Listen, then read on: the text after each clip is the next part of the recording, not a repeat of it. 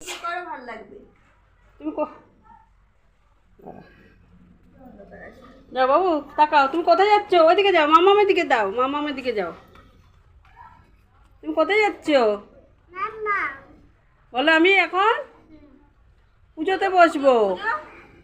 পুজো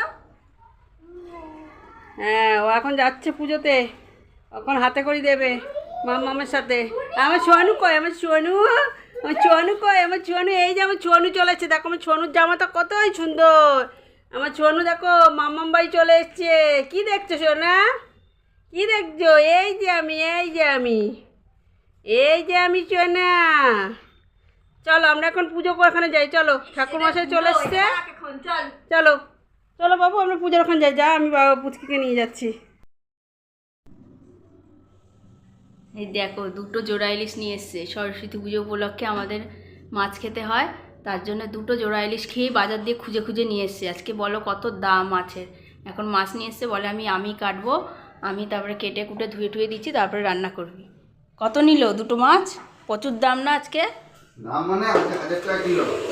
দেখো, দুটো বড় বড় ইলিশ মাছ নিয়ে এসছে। খাবো কে? আমি, মা, বাবা আর আমার বর, এই কজন। আবার বোনকে ফোন করেছিলাম, বোন বললো আমি আসতে পারবো না। একটা মাছ 600 গ্রাম করে। তো জোড়া ইলিশ নিয়ে এসছে, চলো জোড়া ইলিশটা কেটে নিই, তারপরে রান্না ঠান্না করে তোমাদের পরে দেখাচ্ছি।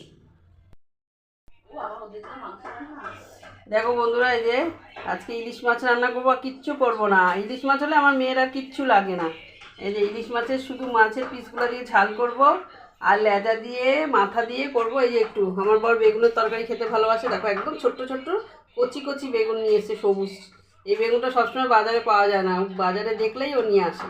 তাই এই বেগুন দিয়ে একটু করব, কাঁচা লঙ্কা দিয়ে, কালো জিরা দিয়ে। আর মাছের শুধু মাছের ঝাল করব, আর কিচ্ছু করব না। কালকের একটু মাছ আছে, একটু শাক আছে, ওগুলো সব বের করে নেব। তো চলো আমি রান্নাটা করে নিই। আমার মেয়ে দেখো সকালে এখন টিফিনও খায়নি। টিফিন খাবি না? খাবো। এই তো নিচের কাজ ছেড়ে আসলাম, বাবা মাছ টাছ কাটলো, আমি ধুয়ে ঠুয়ে সব কিছু পরিষ্কার করে ঘর দুয়ার মুছে জামা কাপড় কাচলাম। কতদিন পরে রোদ উঠেছে, সব কেচে কেচে এখন আসলাম। দেখো কত কিছু ছাদে দিয়েছে, 3 তলা ছাদে দিয়েছে, আবার এইখানে সব মেলে দিয়েছে। সব ভিজা ছিল, কয়দিন রোদ ওঠে নাই। এই যে আমার সোনা টিভি দিয়ে ফোন দেখছে। দেখো বন্ধুরা, এই যে আমার রান্না কমপ্লিট। এই দেখো ইলিশ মাছের কালো জিরা দিয়ে ইলিশ মাছের ঝাল, আর এই দেখো বেগুন দিয়ে, মাছের মাথা দিয়ে, লেজাটা দিয়ে, আলু দিয়ে, কাঁচা লঙ্কা দিয়ে, কালো জিরা দিয়ে পাতলা করে ঝোল।